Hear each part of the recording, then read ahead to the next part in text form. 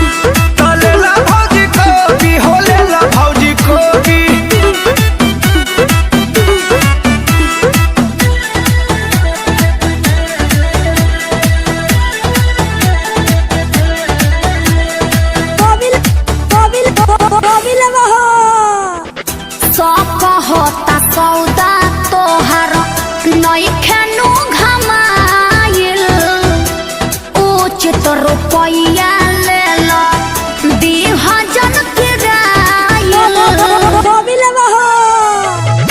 पूरा परिवार खाके होई है आबाद हो, हाइब्रिड के बिया होवे दिल नइखी खाद हो। सब दे दो बजी जे फिरी जावे में सोभी, सब दे दो बजी जे फिरी जावे में सोभी। तो लेला भौजी कभी हो लेला भौजी कोभी, अरे लेला भौजी कभी हो लेला भौजी कोभी।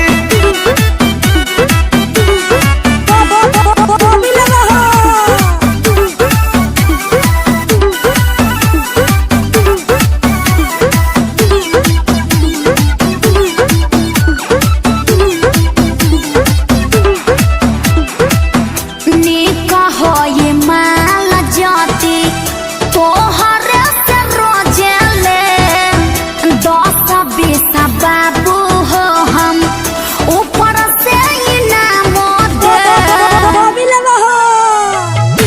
पैसा के बात नइखे, बात बा प्रेम के। ठीक है बा।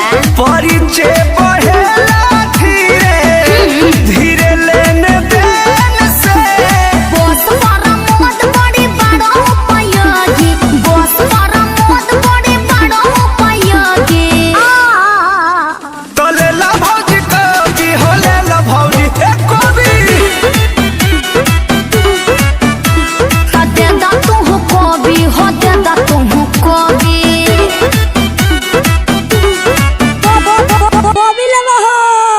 हाँ तो दे दा। आदिशक्ति फिल्म्स। हाय दोस्तों, आइए आज हम लोग बहुत अच्छा कॉमेडी सॉन्ग किए हैं, वीडियो डांस। और ये दोनों डांस किए हैं रिया रॉय और पूजा रानी। कैमरामैन को दिखा देते हैं, क्या आप लोग वीडियो में इसको नहीं देखिएगा लेकिन ऐसे लाइव में दिखा देते हैं। विकास दीवाना जो कि आएगा बहुत सारा गाना में। दोस्तों बताइएगा आज का वीडियो कैसा लगा। और देख लीजिए हम लोग ठेला लाए थे, पूरा ग्रुप ठेला लाए थे। हाँ कोभी दिखा रहे हैं, कोभी भी लाए थे हम लोग शूट के लिए। हाँ दोस्त बताइए आज का वीडियो कैसा लगा। हंस रही बहुत ज़्यादा, लगता है वीडियो वायरल होगा। बोलो रिया कुछ। आप लोग के प्यार आशीर्वाद से कम लगभग 3 मिलियन जाना चाहिए वीडियो, हम लगभग रखे हैं। हाँ 3 मिलियन जाएगा तो वीरेंद्र बाबा पार्टी देगा। पार्टी देने के लिए आप लोग को भी बुला लेंगे पीने खाने के लिए। नहीं भैया, खाने के लिए नहीं, मतलब पानी पीने खाने के लिए, मतलब खाना खाने के लिए पानी उन्हें पिला देंगे। हाँ विकास बोलो कुछ, बोलो रही बोलो। लाइक कमेंट शेयर सब्सक्राइब कर दीजिएगा। हाँ पंडित जी इधर आइए। ये पंडित जी है, बाबा को देख लीजिए फिर से। कमेंट करे वाला बोल फिर से। लाइक करो स्वाहा, स्वाहा, कमेंट करो स्वाहा, करो स्वाहा, कमेंट करो, वीडियो वायरल करो स्वाहा। अब हमारे माल दो।